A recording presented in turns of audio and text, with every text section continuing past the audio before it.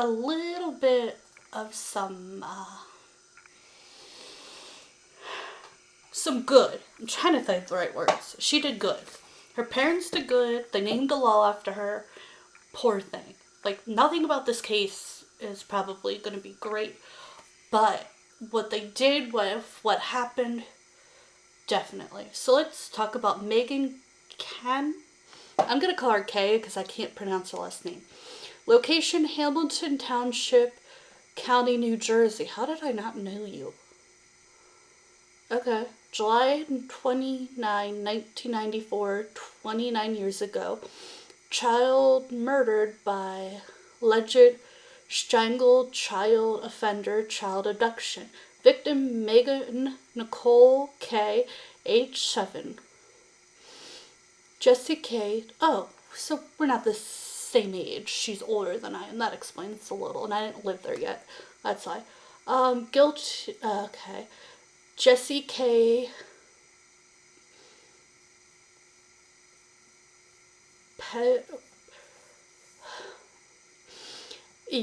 Guilty on all counts: first degree murder, felony murder, first degree kidnapping, first degree aggressive assault.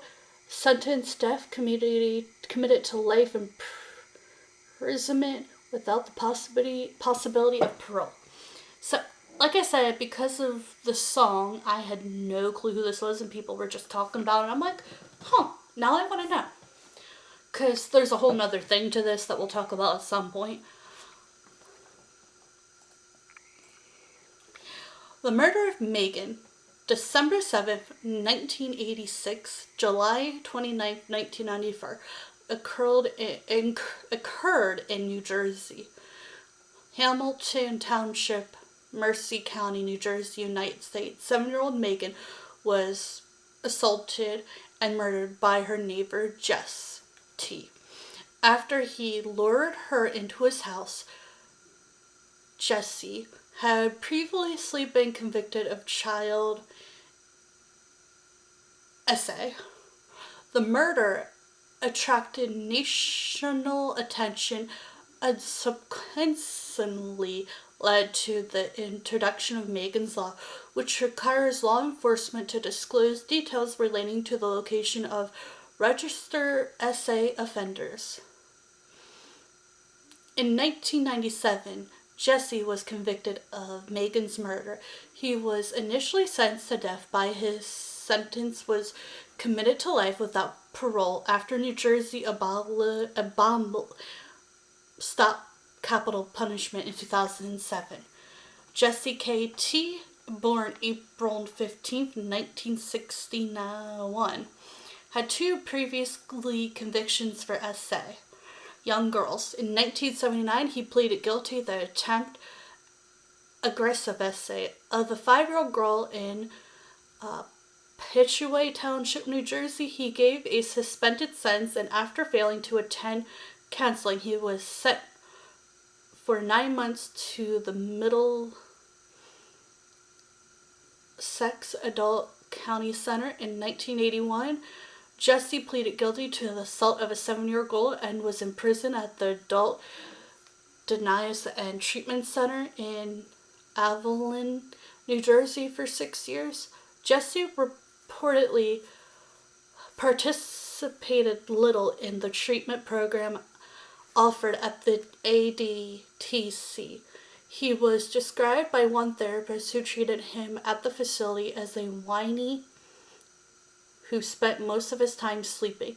Another therapist stated that she had believed that Jessie would eventually commit another essay crime, although she did not believe he would commit murder.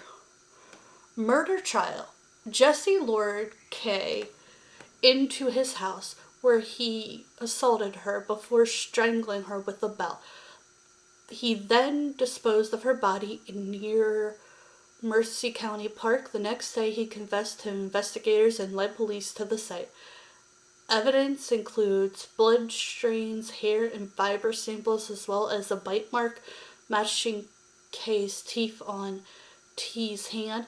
This led to guilty verdicts on all 8 charges, including national murder, felony kidnapping, 4 counts of aggressive essay, 2 counts of felony murder, cause a death in the course of certain specific felonies.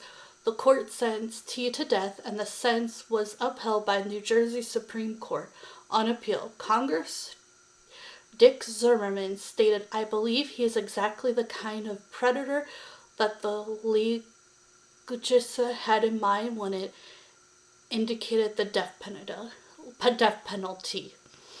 T remained on death row in New Jersey until December 17, 2007, when New Jersey legislation abolished capital punishment in the state.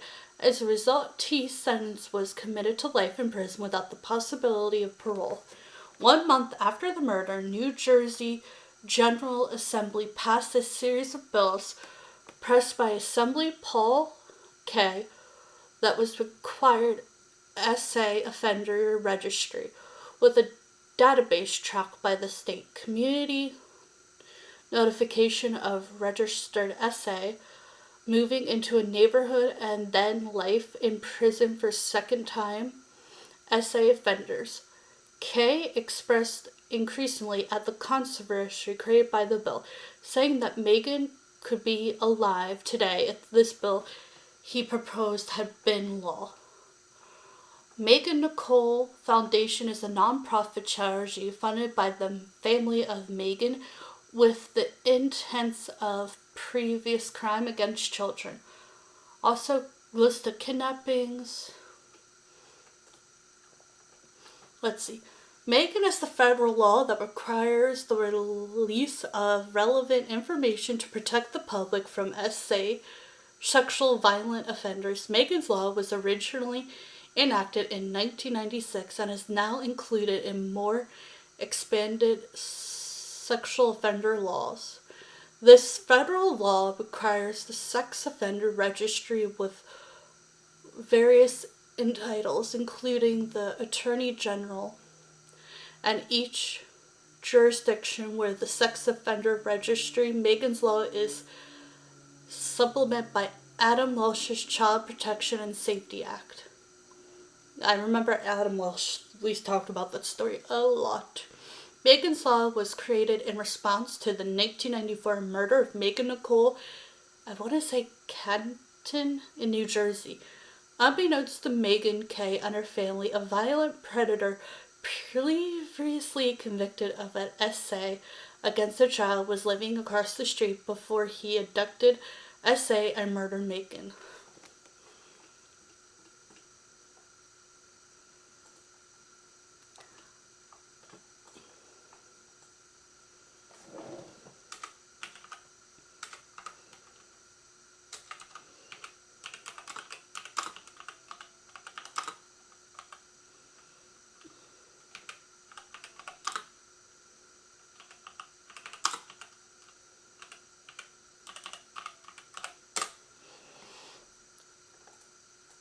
Check on something.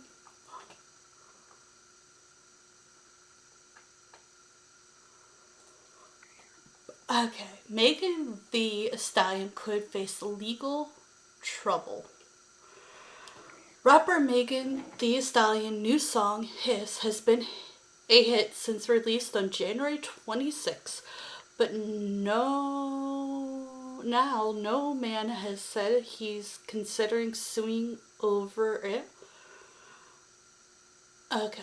Fellow rapper Nicki Minaj slams Stallion after fans speculate the track took aims at Nicki's husband, registered sex offender Keith Petty, as it references Megan's Law, that is a federal law requiring law enforcement authorities to make information available to the public regarding registered sex offenders.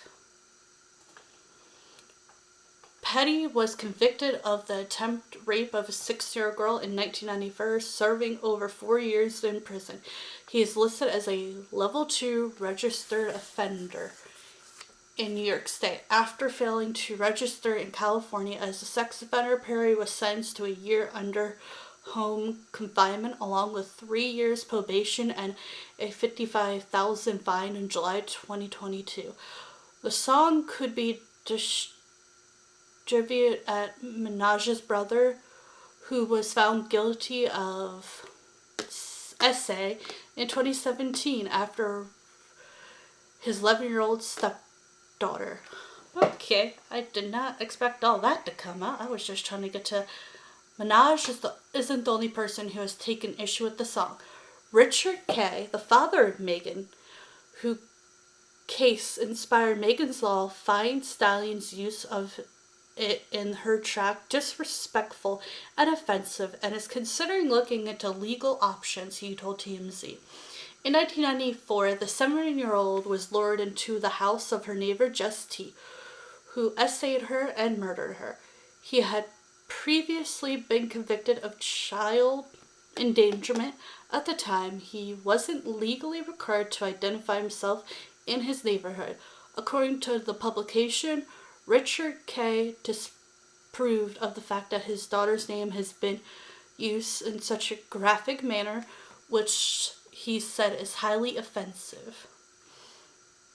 While his feelings are valid, Sarah, an attorney at California-based firm, and Stewart and Flano told Newsweek that if Richard filed a lawsuit, there's a chance it wouldn't be successful. Filing a lawsuit against Megan Thee Stallion would not likely survive a motion to dismiss. She said a motion to dismiss is a file when a party believes that the complaint is legally invalid. Klein counted, however, the reference to a rapper and murdered child is tasteless. I feel for the family who has been through far too much already. Megan's Law has served countless lives, and that is the only way it should be referenced. People also took X, former Twitter, to share their thoughts on the fact that Richard is said to be considering legal. May said he didn't have a case. He's entitled to his feelings, but there's really no case here, and the law wasn't mentioned disrespectfully.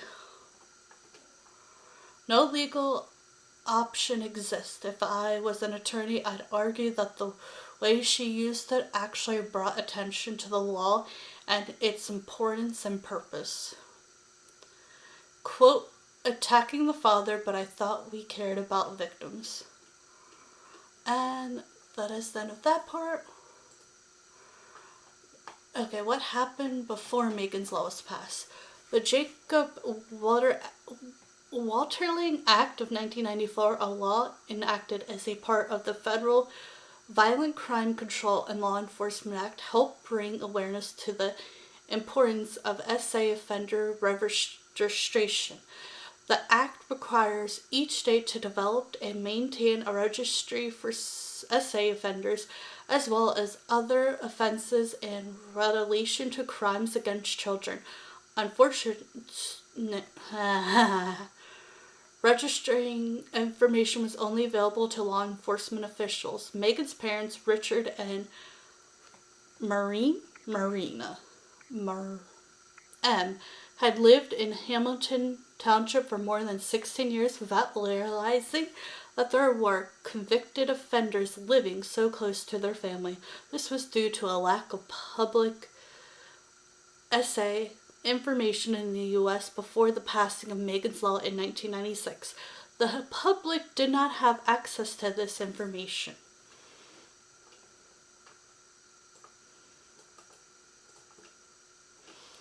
Okay. Now I want to know about the other one. So that will be interesting. Well, I hope we all learned something from this, and I hope something good comes out of this. Let's wind down with a little bit of facts on the back of these cards that I have. Thanks to Boston University, professor and his wife, National Napping Day was created to help make up for the hours of sleep lost for daylight savings, aimed for a 20 or 30-minute nap to get more energy without feeling groggy.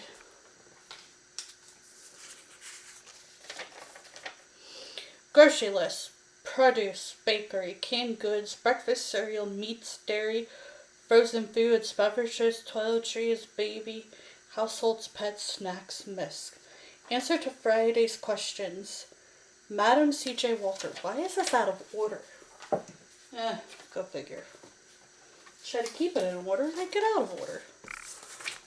Okay. Who was the first woman to make $1 million in the U.S.? I guess it's Madam C.J. Walker. For some reason, this is... Okay, now I have to put it in order. Do-do-do-do-do-do-do. My ADHD's kicking in. Unscramble the following words. Okay. Use vertebrator. Okay, I want to say use software. A cat's ear contains 32 muscles. Answers to Tuesday's butterfly. Okay, sure, why not? I didn't get that at all, but okay.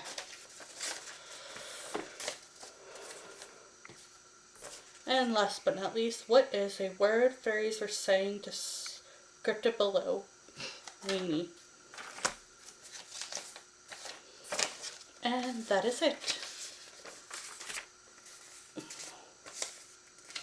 Wait. Okay. I hope you all have a great and wonderful day, and I hope we all learned something from this. And let's try to be a little more respectful. Okay. Bye for now.